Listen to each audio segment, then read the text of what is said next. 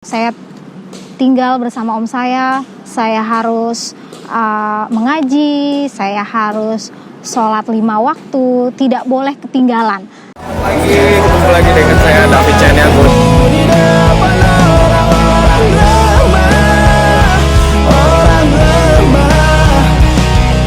Jaga bicara kebahagiaanmu di depan orang-orang sedih, orang sedih.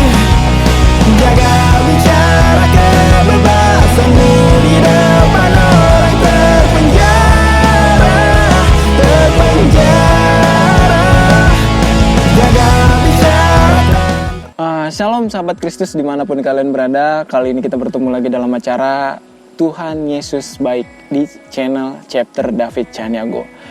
Oke, teman-teman, aku kali ini sangat diberkati sekali. Belum lagi dengan ayat-ayat yang begitu luar biasa banget. Salah satu dari saudara kita yang jauh, bisa dikatakan jauh.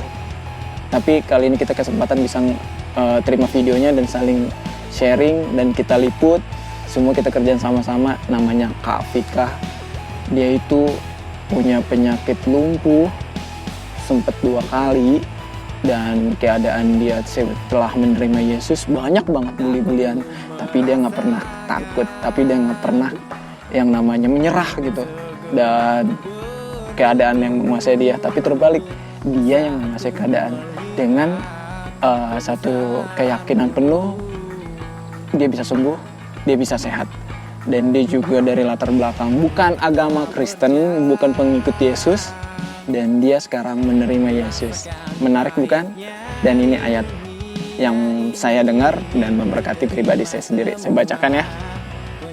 Ada di Yohanes 11 ayat 4. Di situ dikatakan, ketika Yesus mendengar kabar itu, ia berkata, ini tentang Lazarus yang dibangkitkan dari Maria Marta. Kita sering mendengar, tapi firman Tuhan kita percaya hidup dan bisa menjadi rema bagi semua orang, dan artinya pun terkadang Tuhan bisa bicara berbeda.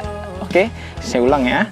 Ketika Yesus mendengar kabar itu, ia berkata, penyakit itu tidak akan membawa kematian. Sampai di sini aja belum saya baca satu ayat ini sudah memberkati sekali sih, membawa kematian. Kalau Tuhan yang lain tuh membawa kematian, tapi kalau dia penyakit itu tidak akan membawa kematian, tapi ada sebabnya. Tetapi akan menyatakan kemuliaan Allah. Kita harus menyatakan kemuliaan Allah dulu nih untuk menyembuhkan. Kalau yang aku dapat ya, sebab oleh penyakit itu anak Allah akan dimuliakan. Kalau seandainya kita semuanya flat, biasa aja gitu. Misalkan kadang kita hari ini COVID nih, merasakan kesusahan nih. Terkadang kalau seandainya kita nggak merasakan kesusahan, merasakan sakitnya penyakit, tapi ketika kita sakit dan kita sembuh, ya mungkin Tuhan akan memberikan kemuliaannya di saat itu gitu. Enggak lagi yang namanya kalau seandainya kita sehat, sembuh, nggak punya beban, buat apa gunanya Tuhan gitu. Mungkin dari ayat ini saya diberkati sekali banget. Terima kasih banget buat Kak Vika dan keluarga memberi kesempatan kesaksian ini menjadi berkat bagi semua. Dan teman-teman, aku rasa lah ya, sahabat Kristus dimanapun berada, terpanggil untuk ikut kesaksian, sama-sama jadi berkat. Oke, sekian dari teman-teman. Penasaran mau nonton videonya kayak gimana? Kita saksikan aja sama-sama. Saatnya kita katakan Tuhan Yesus baik. Shalom saudara-saudara yang terkasih di dalam Tuhan Yesus Kristus. Senang sekali saya Vika bisa berjumpa dengan saudara-saudara untuk memberikan kesaksian hidup saya dengan perjalanan bersama Tuhan Yesus yang luar biasa. Saya terlahir dari latar belakang keluarga yang berbeda keyakinan dengan papa saya Muslim dan mama saya non-Muslim. Perjalanan hidup saya tidak semudah dan tidak seperti anak-anak remaja lainnya. Saya tinggal bersama tante dan om saya, dan saya di sana mengikuti kegiatan ibadah yang mereka lakukan. Walaupun saya saat itu tidak mengerti, dan saya kehilangan sekali banyak momen-momen yang seharusnya saya dapatkan di saat saya remaja. di situ saya tinggal bersama om saya harus mengaji, saya harus sholat 5 waktu, tidak boleh ketinggalan. Kalau sampai ketinggalan itu om saya udah, wah dia udah marah banget gitu, dia udah siap-siap, harus pergi ngaji, harus pergi ini, karena itu kami dibiayai dengan guru ngaji, karena ada guru yang dibayar untuk mengajar kami mengaji gitu. Dan setelah itu saya tumbuh dengan kegiatan-kegiatan yang seperti itu. Setelah saya semakin dewasa, saya pun aktif di kegiatan masjid. Saya melakukan apa kegiatan-kegiatan yang remaja masjid lakukan, saya ikut di sana, saya ada di sana gitu. Dan setelah berjalan beberapa lama, saya kalau nggak salah itu sekitar saya SMA ya, disitulah saya merasakan kok saya seperti ini ya, hidup saya seperti ini. Saya kehilangan sosok seorang ayah, saya kehilangan sosok seorang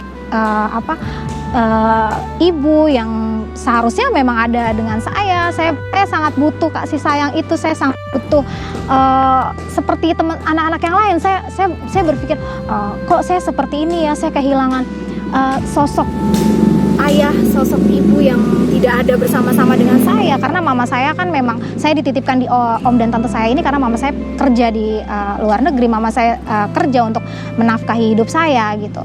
Saya kehilangan itu, dan satu ketika puncaknya di saat saya merasakan benar-benar saya kehilangan sesuatu, saya tidak punya apa-apa, saya sedih, saya nangis, saya bilang ke diri saya sendiri, kenapa ya, kok hidup gue kayak gini banget gitu, gue nggak ngerasain apa yang seperti anak-anak lain rasain gitu.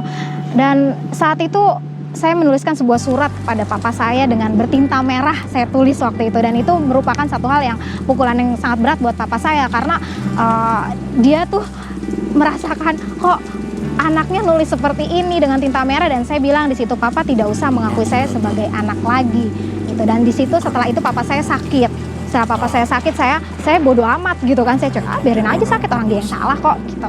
Tapi setelah itu di saat kesedihan saya itu, saya merasa saya mencari sesuatu yang harusnya saya rindu, saya mendapatkan apa gitu. Dan mama saya membawa saya ke satu gereja. Di satu gereja itu ada altar call. Mama saya bilangnya altar call, walaupun saya tidak tahu saat itu altar call apa. Di saat setelah khotbah setelah ditutup khotbah, hamba Tuhan tersebut bilang, yuk yang mau didoakan maju. Mama saya bilang, ayo maju, didoakan. Setelah altar call, saya didoakan dan saya terjatuh. Dan saat saya terjatuh, saya membuka mata. Di situ saya melihat cahaya yang luar biasa, yang terang banget. Dan saya merasakan sukacita yang luar biasa yang tidak pernah saya rasakan sebelumnya. Dan hamba Tuhan itu berbisik kepada saya, apa yang kamu lihat? Saya bilang, saya melihat cahaya yang terang dan saya merasakan damai, sejahtera, sukacita yang tidak pernah saya rasakan. Saya merasakan hati ini tenang sekali. Dan hamba Tuhan tersebut bilang, itu Tuhan Yesus dan itu kasih dari Tuhan Yesus yang diberikan kepada kamu. Wah, iya ya, saya langsung wow, ya. Disitulah saya punya kerinduan untuk mencari tahu siapa sih si Yesus ini gitu kan. Di situ saya mencari tahu sendiri, saya tanya mama saya tanya teman saya yang kebetulan memang saat itu saya punya teman yang waktu itu dari sudah Kristen gitu. Nah, setelah itu saya cari tahu tentang Yesus, saya belajar tentang Yesus. Tahun 2000 saya memutuskan untuk dibaptis selam. Setelah saya dibaptis selam, di situ pun saya merasakan bukan hal yang enak yang saya terima gitu, karena hamba Tuhan tersebut juga bilang, setelah menerima Tuhan Yesus, nggak akan, perjalanan hidup kamu nggak mudah, tapi percaya bersama Tuhan kamu pasti bisa.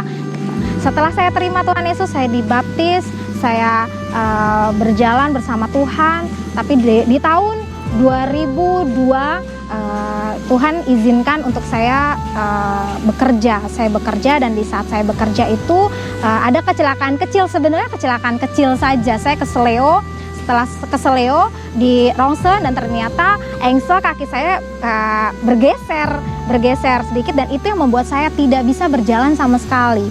Di rumah pun saya ngesot gitu dengan berjalannya jalan dengan ngesot.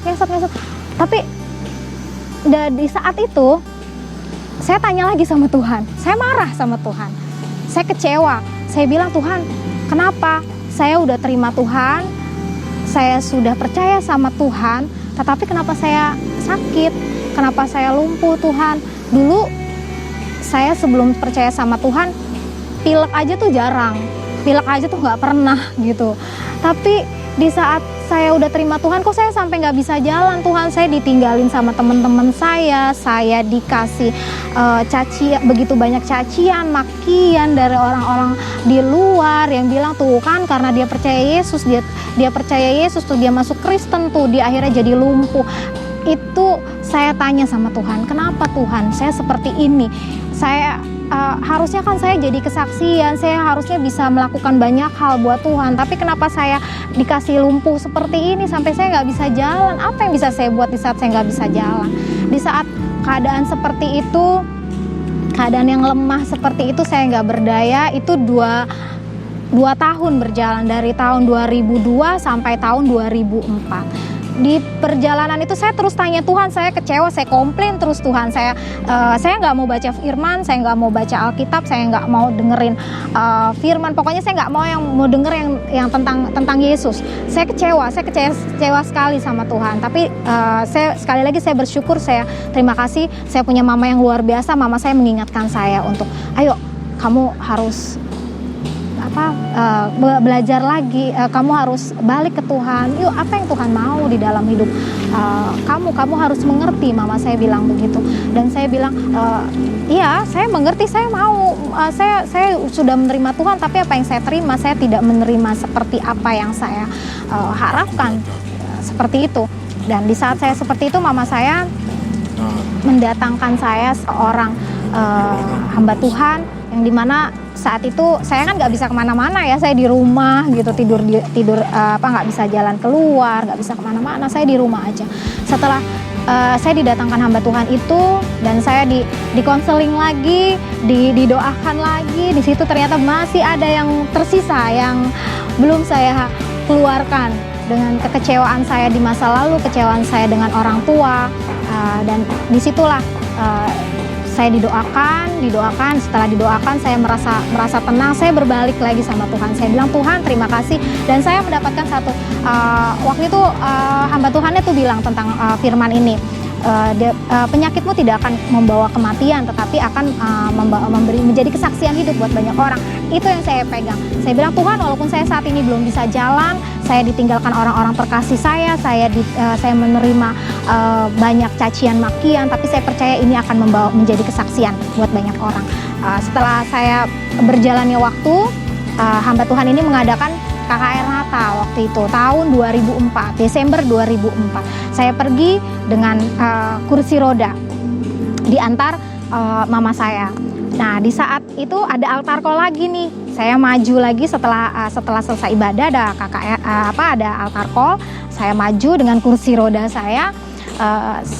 Sebelum hamba Tuhan itu mendoakan saya, dia bertanya kepada saya, apa yang kamu mau berikan setelah kamu bisa berjalan? Dan saya di dalam hati, dan saya bilang, Tuhan, saya mau melayani Tuhan. Dan hamba Tuhan itu nanya lagi, apa yang kamu berikan? Ucapkan. Saya bilang, saya mau melayani Tuhan. Di saat itu hamba Tuhan itu bilang, oke, kamu harus apa yang sudah kamu katakan sama Tuhan harus kamu lakukan. Di saat itu juga tangan saya dipegang oleh hamba Tuhan itu, dan saya berdiri. Dan di saat saya berdiri itu, saya langsung, oh Tuhan, saya bisa berdiri. Padahal selama ini saya untuk berdiri aja saya nggak bisa gitu. Saya nggak bisa mau berdiri, jangankan berdiri gitu, untuk duduk sendiri aja saya nggak bisa gitu. Tapi Tuhan kasih saya kekuatan untuk saya berdiri dan saya bilang, wow Tuhan, terima kasih. Tuhan kasih saya kesembuhan buat saya berjalan. Dan di saat saya bisa berjalan itu, saya bilang, Tuhan ya, saya mau melayani Tuhan. Saya mau kasih sesuatu yang sesuatu yang saya punya, apa yang saya punya saya mau kasih buat Tuhan. Saya mau melayani Tuhan dengan kesaksian hidup saya yang selama 2 tahun ini saya nggak bisa kemana-mana, saya nggak bisa ngapa-ngapain, saya nggak bisa menikmati hidup ini. Tapi Tuhan kasih saya saat ini jalan, dan saya di situ saya merasakan Tuhan keren banget, Yesus gue keren banget, Yesus gue hidup. Dan di situ saya punya semangat lagi untuk saya, yes, saya berjalan, saya bisa jalan, saya bisa melayani Tuhan. Setelah saya jalan pemulihan, karena kan kaki saya itu karena udah 2 tahun gak jalan, agak panjang sebelah gitu, jadi jalannya agak timpang gitu. Nah setelah itu saya belajar lagi jalan, saya belajar lagi jalan dengan kekuatan yang dari Tuhan. Saya minta ampun sama Tuhan dengan apa yang sudah saya katakan dulu, dengan apa yang sudah saya lakukan terhadap Tuhan, dengan saya kecewa terhadap Dia. Dan di saat itu saya berjalan, dan Tuhan pulihkan kaki saya semakin hari Tuhan pulihkan, Tuhan sempurnakan kaki saya, dan saya percaya dan saya berdoa. Di situ saya berdoa, saya bilang Tuhan menyembuhkan saya tidak setengah-setengah, Tuhan full akan menyembuhkan saya, dan Tuhan akan kasih kaki saya sempurna, berjalan lagi sempurna. Dan saya yakin itu, dan saya percaya itu, dan puji Tuhan kaki saya sempurna, saya bisa jalan lagi. Bahkan naik angkot, dulu kan gak naik motor ya, naik angkot, saya kemana, dan saya putuskan saya untuk melayani Tuhan.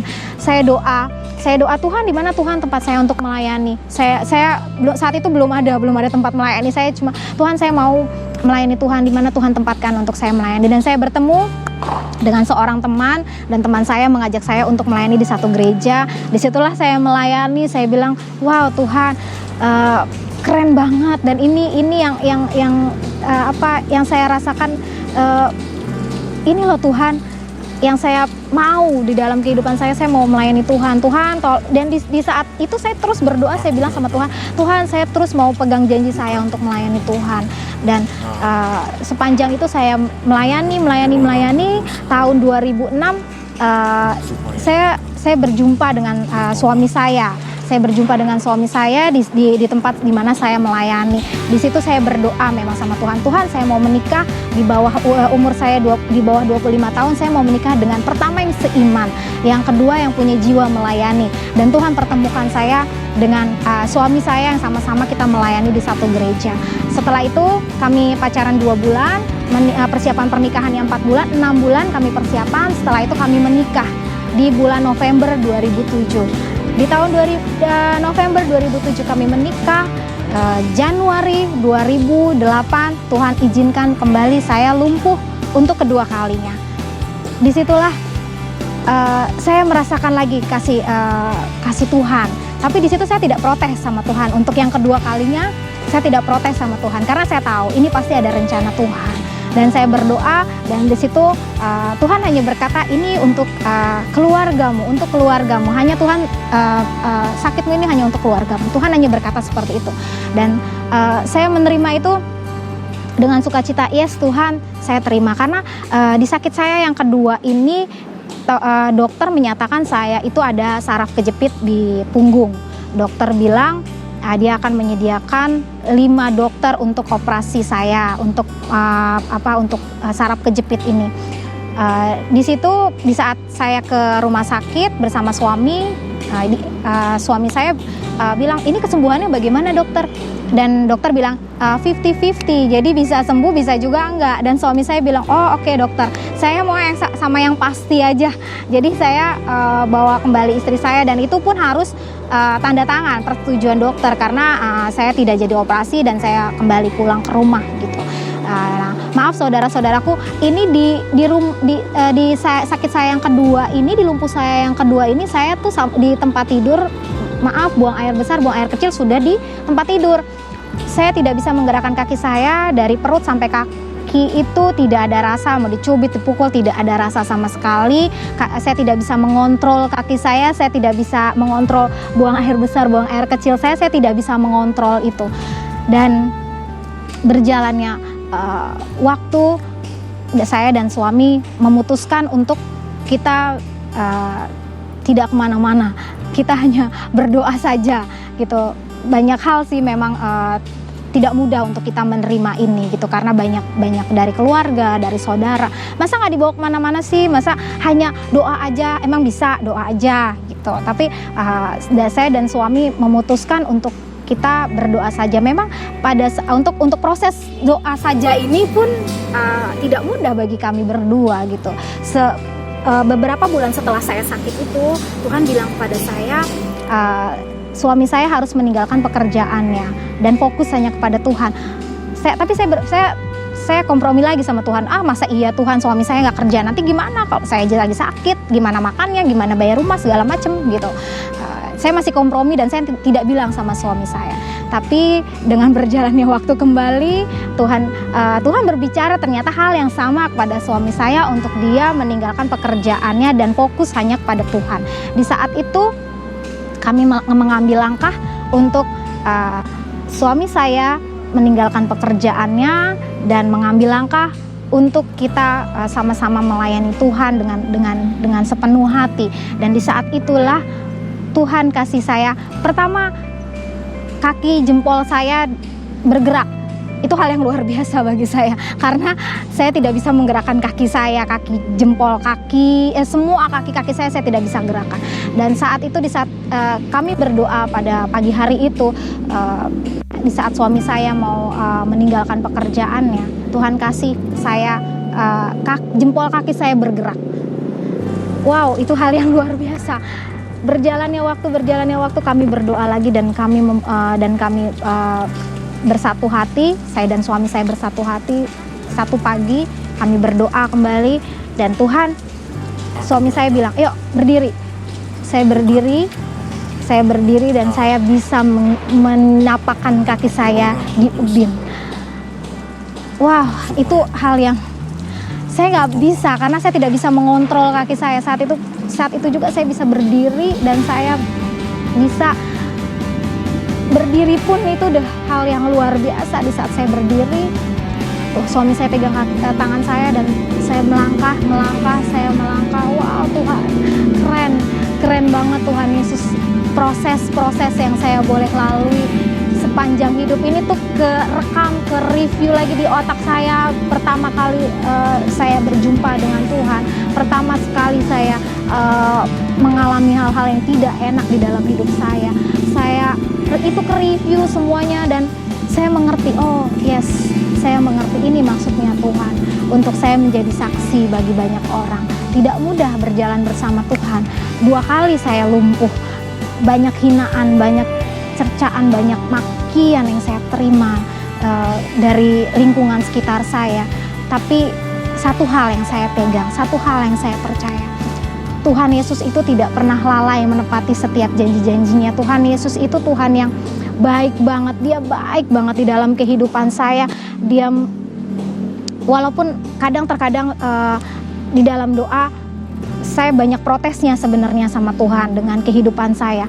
Tapi berjalannya waktu, yes, Tuhan nyatakan segala sesuatu yang terjadi adalah untuk mendatangkan kebaikan. Walaupun saat yang terjadi saat ini kita nggak ngerti maunya Tuhan apa, maksudnya Tuhan apa. Tapi setelah kita mengalaminya kita sendiri, saya pribadi saya merasakan, oh ini ya maksudnya Tuhan. Saya bisa menguatkan teman-teman. Setelah itu Tuhan jumpai saya dengan orang-orang yang sama seperti saya yang tidak bisa berjalan. Orang menjumpai saya dengan orang-orang yang kehilangan sosok seorang ayah. Di situ saya bisa memberikan kesaksian kepada orang-orang tersebut dan saya semakin yakin, wow Tuhan, ini ya maksudnya Tuhan. Ini ya yang Tuhan mau. Perjalanan hidup saya seperti ini, nggak mudah. Yang seringkali saya protes sama Tuhan, seringkali saya marah sama Tuhan. Kenapa hidup saya seperti ini? Saya tidak merasakan kasih sayang orang tua yang utuh. Saya tidak merasakan kasih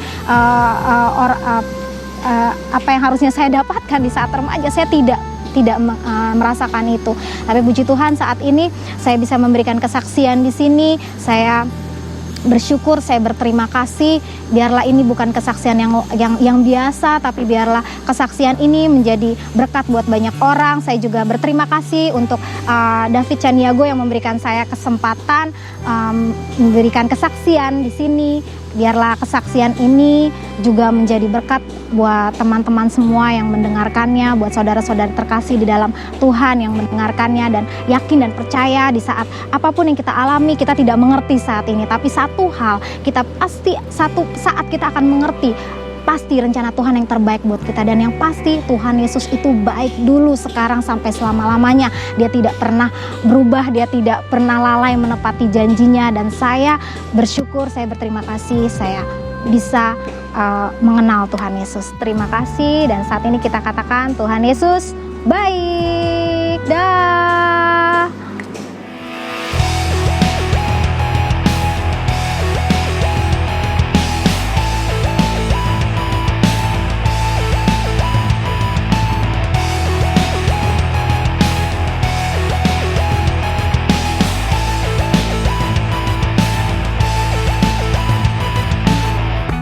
Takut ku merasakan,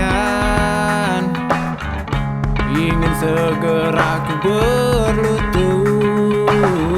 di saat ku melihat kebesaran-Mu.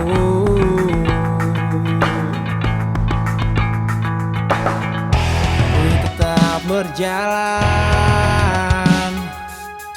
merasakan pahitnya di dunia ini. Ku terima semua pencobaan